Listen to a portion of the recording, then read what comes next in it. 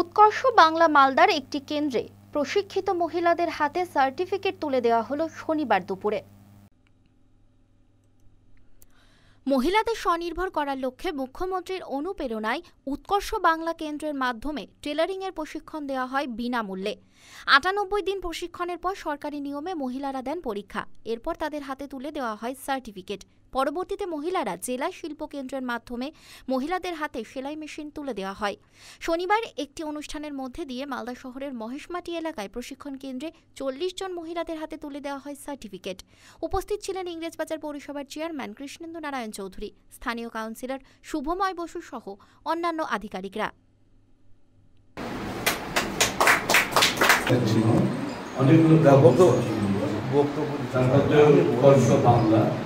যার মাধ্যমে আজকে এখানে